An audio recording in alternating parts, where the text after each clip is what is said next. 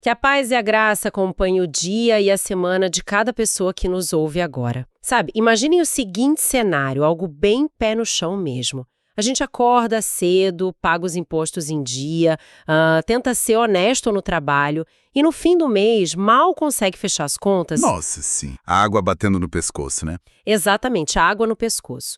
Enquanto isso, aquele vizinho ou aquele colega de profissão que todo mundo sabe que frauda clientes, que mente descaradamente e pisa em quem estiver no caminho, acabou de comprar o terceiro carro de luxo. E vive viajando, postando foto da represa.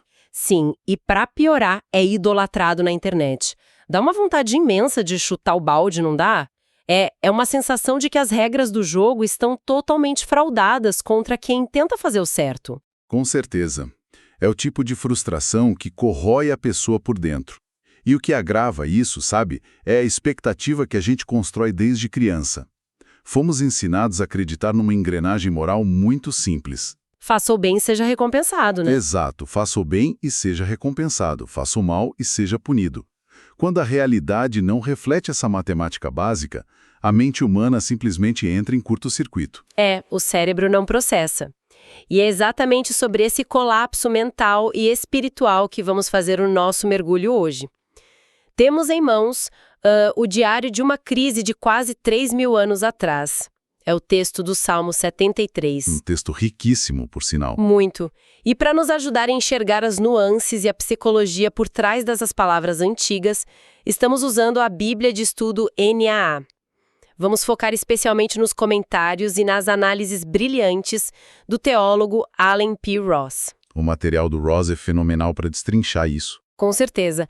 E a nossa missão hoje é extrair a sabedoria de um homem chamado Asaf, tentar encontrar alguma clareza em um mundo que parece aplaudir e enriquecer a arrogância.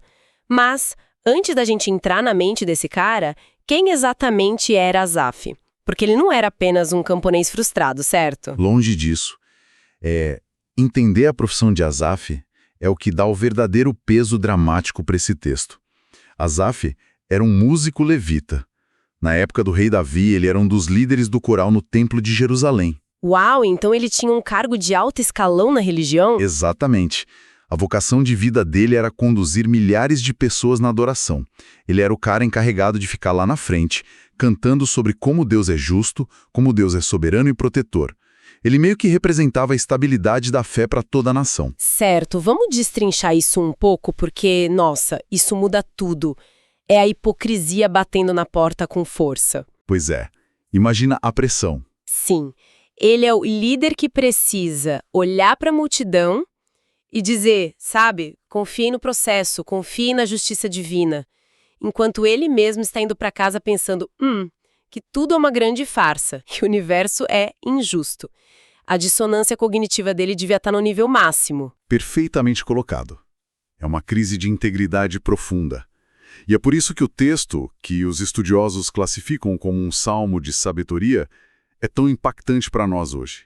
Ele não mascara o problema. Ele joga limpo, né? Muito limpo. Asaf decide colocar no papel, para a posteridade, o momento exato em que a sua própria sanidade e a sua fé quase desmoronaram por completo. E a narrativa que ele constrói é fascinante porque começa com uma tentativa de manter as aparências. O texto abre com uma daquelas declarações teológicas bem sólidas, quase como um refrão que ele devia cantar no templo. É o famoso Deus é bom para com os de coração limpo. Isso. Parece o início de um dia normal de trabalho para ele, né? Mas logo na frase seguinte, a máscara escorrega completamente. Ele confessa que, por muito pouco, os pés dele não escorregaram para um abismo. Ele quase jogou tudo para o alto. Quase. E ele não esconde o motivo desse colapso mental. Isso que eu acho incrível. Não foi um luto terrível, não foi uma doença terminal. Ele admite com todas as letras que foi pura e simples inveja. Inveja pura. Inveja de ver gente péssima se dando incrivelmente bem na vida. Eu fico perplexa com a honestidade dele. É brutal. E lendo a análise do teólogo Allen Ross, fica claro como Asaf se torna um observador meticuloso do sucesso alheio. A inveja faz isso com a gente, sabe? Ela cria um hiperfoco no outro. A gente passa a vigiar a vida da pessoa, né? Exato. Asaf começa a descrever a vida dessas pessoas corruptas e arrogantes com detalhes. Ele nota que eles parecem imunes às tragédias cotidianas. Eles têm corpos fortes, não passam pelas canseiras normais dos trabalhadores comuns. Parece que vivem numa bolha. Uma fortaleza impenetrável de privilégios. E o que mais dói em Asaf, segundo a análise, não é apenas a riqueza deles, mas a total e absoluta ausência de vergonha. Nossa, sim. A ostentação da ruindade. O texto usa uma imagem visual fortíssima. Diz que a soberba serve de colar para eles, e a violência é como um manto que os envolve. Eles usam o orgulho e a extorsão como se fossem, sei lá, roupas de grife. Uma excelente analogia. É o equivalente moderno àquele influenciador digital que enriqueceu aplicando golpes financeiros ou destruindo a reputação de rivais, e agora faz vídeos rindo da cara de quem pega ônibus às 5 da manhã. E o pior é que as pessoas aplaudem, né? Exatamente. Eles debocham, falam com arrogância contra os céus. E o que me deixa mais perplexa na observação de Asaf é a reação do público. Em vez da galera se revoltar, as pessoas seguem esses arrogantes. O texto diz que o povo bebe dessa água. O péssimo exemplo, quando é coroado de sucesso financeiro, atrai multidões como um ímã. E essa é a observação sociológica mais aguda de todo o texto. Asaf percebe que a maldade prospera porque ela é popular. Ela dá audiência. Infelizmente dá. E esses indivíduos operam sob uma premissa muito perigosa. Eles dizem algo na linha de tipo, como Deus saberá? O Altíssimo não está nem aí. O comentário de Ross destaca muito isso. Eles vivem um ateísmo prático. Ateísmo prático. Interessante esse termo. Sim, porque eles podem até saber intelectualmente que existe um conceito de divino, mas agem com a certeza absoluta de que não há supervisão cósmica, não tem auditoria no final do dia. Fazem o que querem e acham que vão sair impunes. E o pior é que a vida lhes dá razão no curto prazo, sabe? Eles continuam tranquilos, aumentando as fortunas deles, livres de qualquer preocupação. O que nos leva ao fundo do poço existencial de Asaf. Chega um ponto no texto em que ele olha para as próprias mãos, olha para o seu esforço de ser ético e solta uma das frases mais doloridas que alguém poderia dizer. Ele diz, foi inútil manter o meu coração puro. E o desespero batendo forte. Muito forte. Porque toda manhã ele acorda e só encontra aflição, enquanto os arrogantes acordam e encontram lucro. A honestidade se transformou em um castigo para ele. A sensação que passa para quem nos ouve, e que Asaf capturou tão bem, é que tentar ser justo em um mundo corrompido é basicamente pedir para ser feito de bobo. A gente vira o próprio carrasco. Essa é a dor central. É a crise total de significado. E aqui o comentário do Ross traz um olhar analítico que, olha, muda o jogo completamente. O que ele diz? Ross explica que a confusão de Asaf se tornou um tormento tão grande porque ele cometeu um erro de cálculo fatal. Sem perceber, Asaf começou a medir a bondade de Deus e o valor de uma vida correta usando a métrica dos arrogantes. Ele usou a régua errada? Exatamente.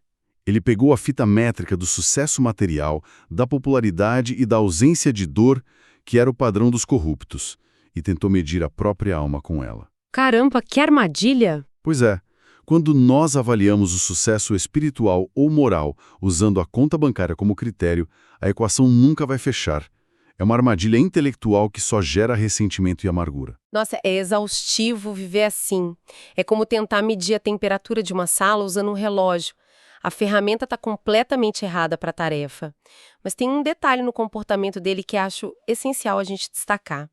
Mesmo no auge dessa amargura, com a cabeça fervendo, querendo gritar que a honestidade é uma fraude, ele não pega um megafone. Verdade, ele segura a onda. Ele freia a própria língua. Ele diz que, se falasse isso em voz alta, teria traído a geração da sua comunidade.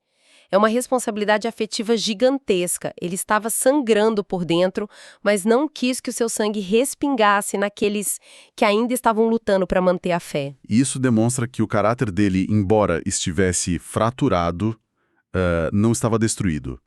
O que o comentário de Ross evidencia é que, apesar de toda a amargura, Asaf tinha um respeito latente pelo seu povo e pela aliança maior. Ele ainda se importava, no fundo. Sim, ele se importava. Mas veja bem, guardar o silêncio não cura a ferida. O próprio Asaf admite que tentar entender tudo isso apenas com a força do próprio intelecto foi uma tarefa pesada, dolorosa demais. O cérebro humano, limitado ao espaço e ao tempo, não consegue resolver o problema do mal sozinho. A conta não fecha na nossa cabeça finita, né? Não fecha. E é aqui que a narrativa chega ao seu grande clímax. O que é fascinante é que a cura de Asaf não vem de um debate intelectual, filosófico, nem de um aumento do seu salário lá no templo. A virada acontece com uma atitude física e espiritual. Ele diz até que entrei no santuário de Deus e descobri qual seria o fim deles. Só lá ele compreende. Espera, eu preciso fazer um papel de advogada do diabo aqui um minutinho. Porque, lendo assim, soa um pouco fácil demais, quase como mágica. Mágica? Como assim? O cara está em uma crise existencial profunda, à beira de abandonar toda a sua ética. Aí ele simplesmente caminha para dentro de uma tenda ou de um templo e, de repente, plim, tudo se resolve. As nuvens se abrem e ele fica feliz. Tipo, o que aconteceu lá dentro para causar uma mudança tão radical? Olha, é uma excelente provocação. Porque, de fato, se a gente lê de forma superficial, parece um passe de mágica mesmo. Mas o que as análises históricas e teológicas do Ros nos mostram é que entrar no santuário não era apenas pisar em um prédio de pedra com cheiro de incenso. Era algo mais profundo. Muito mais. Era um rompimento. Era uma alteração completa de paradigma. Fora do santuário, Asaf estava limitado a uma visão bidimensional da vida. Ele enxergava apenas o aqui e agora, sabe? Ao entrar no santuário que representava a presença concentrada do Criador na Terra, ele adota o ponto de vista cósmico. Ele ganha uma nova lente. Isso é como se ele ganhasse acesso à sala de controle do universo. E lá, a revelação que ele tem é esmagadora. Royce usa um termo brilhante no seu comentário original. Ele diz que Asaf percebe que a vida e o sucesso dos arrogantes são realidades falsificadas, ou counterfeits of reality. Realidades falsificadas. Nossa, isso é genial. Então não é que eles não tenham dinheiro de verdade ou poder de verdade no momento atual. É que a base disso tudo é uma fraude cósmica. Exato, é uma ilusão que tem prazo de validade. Pensando em um exemplo muito atual, é como aquela pessoa nas redes sociais que ostenta uma vida de bilionário, posta foto em jatos particulares, usa relógios caríssimos, e a gente fica ali olhando a tela e se sentindo um fracassado. A comparação inevitável. Aham, mas aí você descobre que o jato foi alugado só por 15 minutos para fazer a foto, que o relógio é uma réplica barata e que a pessoa, na verdade, está com todos os cartões de crédito estourados e fugindo de cobradores. A imagem grita sucesso, mas a realidade é de uma falência iminente. Essa segurança que eles ostentam é gelo muito fino. Exatamente, perfeita analogia. O santuário foi o local onde Asaf colocou os óculos da eternidade. Com esses óculos, toda aquela fumaça e os espelhos desaparecem. E a conclusão dele sobre os corruptos é aterradora, sabe? Ele vê que Deus os colocou em lugares escorregadios prontos para ruína repentina. É uma queda livre que eles nem percebem. E a metáfora que o próprio texto usa na sequência reforça perfeitamente essa ideia do seu exemplo do cartão de crédito estourado. Asaf compara a vida de sucesso dessas pessoas a um sonho. Nossa, essa imagem do sonho é de arrepiar. Ele diz assim, como acontece com o sonho quando alguém acorda assim, ao despertares, desprezarás a imagem deles. É uma virada de chave brutal na cabeça dele. Muda completamente o peso das coisas. Muda. Pensa bem, quando a gente está tendo um sonho incrível, digamos que a gente sonha que ganhou na loteria. Dentro do sonho, a emoção é real, o poder é real, a gente se sente invencível, gasta fortunas, humilha quem ofendeu a gente no passado. Aquilo é a nossa realidade absoluta naquele momento. Sim, enquanto você está dormindo, aquilo é o seu mundo. Mas quando o despertador toca às 6 da manhã de uma segunda-feira chuvosa, aquele dinheiro simplesmente não existe. Não é que você perdeu o dinheiro durante a noite, é que ele nunca fez parte da realidade verdadeira. Asaf percebeu que a arrogância e a riqueza dos injustos só existem nesse minúsculo intervalo de tempo antes do universo acordar. É uma sacada sensacional. Se a gente conectar isso ao panorama maior da experiência humana, É uma conclusão libertadora. As posses e a empáfia deles simplesmente não sobrevivem ao despertar da realidade divina. Aquele ateísmo prático que mencionamos antes, a ideia de que Deus não vê nada, se revela como a maior de todas as ilusões. A bolha estoura. Estoura. Mas assim que a Asaf compreende isso, assim que a fraude é desmascarada, o texto dá outra guinada emocional forte. Porque Asaf percebe que, ao cair na armadilha da inveja, ele também comprou a mentira. Ele também acreditou no dinheiro falso, entende? E agora ele precisa fazer um acerto de contas consigo mesmo. E é um acerto de contas doloroso de Lévio. Por causa do nível de vulnerabilidade, como falamos antes, Asaf era um líder religioso importante. A gente não costuma ver líderes com esse nível de status admitirem falhas tão humilhantes publicamente. Geralmente eles escondem as crises embaixo do tapete. Exato. Mas ele confessa que enquanto o coração dele estava azedo de amargura, totalmente envenenado pela inveja do sucesso alheio, ele agiu de forma embrutecida, completamente sem entendimento. Ele literalmente diz que era como um animal irracional diante do Criador. Ele não poupa palavras contra ele mesmo. Não poupa, ele se rebaixa ao nível de um bicho, movido apenas pelo instinto básico da fome e da inveja, sabe? Incapaz de enxergar o panorama espiritual. É uma admissão de ignorância total.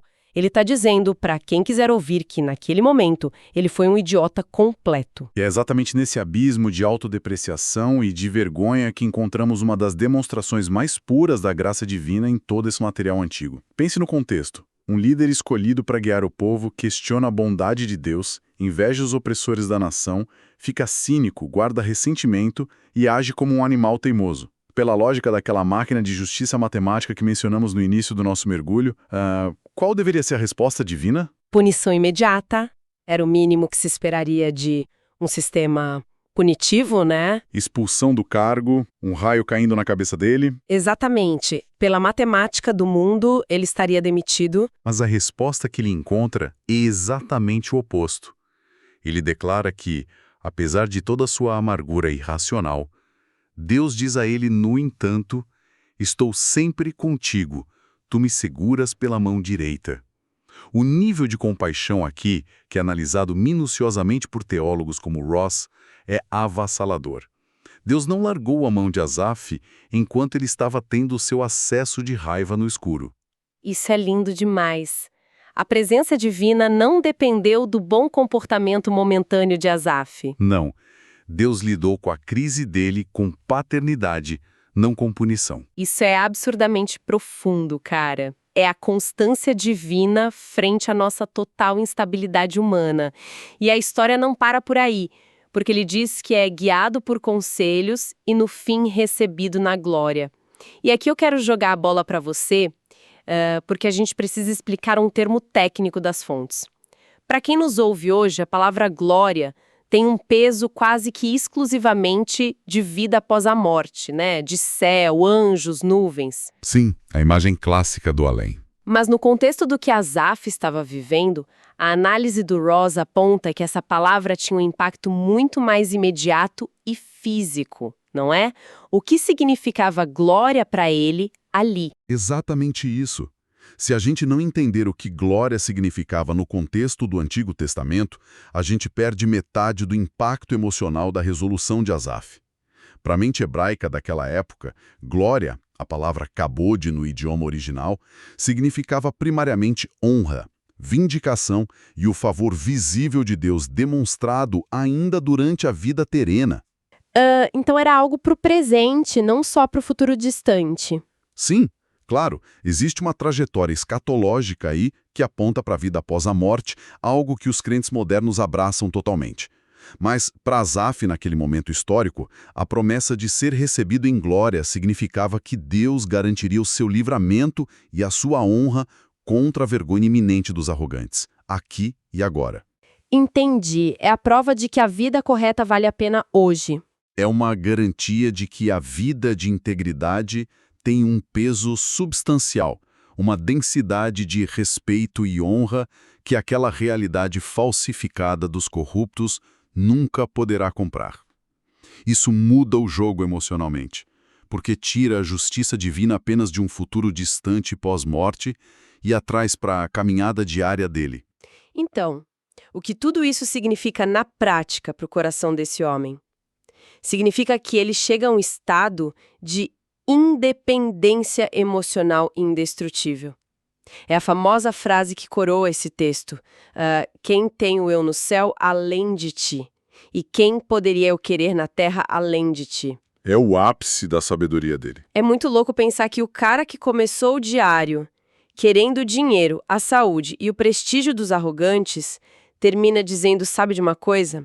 A única posse que eu realmente quero é essa presença que não largou a minha mão quando eu fui um completo animal. Ele encontra o verdadeiro tesouro. Sim, ele reconhece que a carne e o coração dele podem fraquejar. Afinal, ele sabe que não tem a saúde de ferro blindada daquelas pessoas que ele invejava. Mas ele encontrou uma fortaleza imutável. E assim, o arco narrativo de Asaf se encerra de maneira magistral, consolidando o ponto central do comentário de Ross. Enquanto os bens materiais e o poder terreno dos injustos são perecíveis, eles vão evaporar no momento em que o sonho cósmico acabar, as posses espirituais daquele que busca a justiça são inegociáveis e eternas. Nada pode roubar isso. Nada. A proximidade com o Criador é o único farol que ajuda a manter uma perspectiva equilibrada sobre o dinheiro, sobre o status e as injustiças temporárias do mundo. O texto fecha com uma constatação simples e poderosa.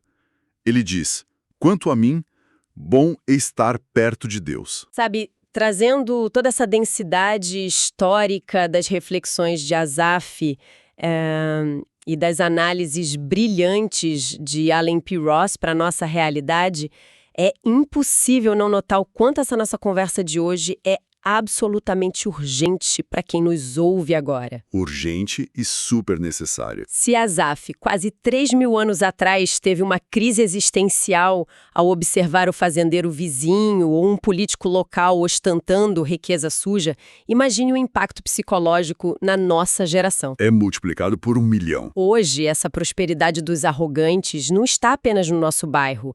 Ela é transmitida em alta definição, 24 horas por dia, nas telas dos nossos celulares. A gente é bombardeado por algoritmos que parecem premiar quem grita mais alto, quem humilha melhor, quem manipula o sistema sem o menor pudor. É muito fácil mesmo a gente escorregar para o mesmo ressentimento sombrio de Asaf. O mecanismo humano de comparação é exatamente o mesmo. A inveja que corrói por dentro é a mesma. O que mudou foi apenas a escala da coisa e a tecnologia de transmissão. Mas a saída desse labirinto mental também permanece a mesma de 3 milênios atrás. Exatamente. A sabedoria que a gente leva desse texto não é adotar uma positividade tóxica, tipo fechar os olhos e fingir que as injustiças não doem. Elas doem sim, mas a chave é não permitir que essas métricas falsificadas de sucesso ditem o nosso valor. Nós não podemos usar a régua deles. De jeito nenhum. Se a gente conseguir calçar os óculos da eternidade, a gente percebe que invejar o sucesso do corrupto é como ter inveja de alguém que roubou para sentar na primeira classe de um avião que está sem combustível e caindo. Uau, que imagem. O assento é de couro, o serviço de bordo agora é excelente, bebendo champanhe, mas o destino final é a queda livre. Não faz sentido trocar uma segurança eterna por 15 minutos de ostentação em um avião em queda. É uma constatação dura, né? Porém, incrivelmente libertadora para nossa mente. Manter a integridade pode parecer um castigo na lógica matemática e imediatista do mundo, mas na economia da eternidade é a única riqueza que não sofre desvalorização. E é exatamente por isso que, caminhando para o encerramento da nossa análise de hoje, eu quero deixar quem nos acompanha com uma provocação final. Uma pergunta profunda que nasce de todas essas fontes que analisamos, para martelar na cabeça durante a semana. Vamos lá, joga a pedrada. Nós adoramos a ideia de justiça. Mas, se a nossa paz de espírito e a nossa capacidade de seguir fazendo bem dependem da necessidade de ver as pessoas ruins e arrogantes receberem o seu karma doloroso imediatamente bem diante dos nossos olhos, será que a gente está realmente confiando na justiça final do Criador? Ou será que, no fundo, a nossa revolta é apenas porque estamos querendo assumir o papel de roteiristas da realidade, exigindo o poder de ditar como e quando o universo deve punir quem não joga pelas regras? Fica aí essa pedrada filosófica para nossa reflexão. Muito obrigada por nos fazer companhia nessa jornada por dentro da mente humana e da sabedoria milenar de Asaf. Que Deus abençoe todos os ouvintes.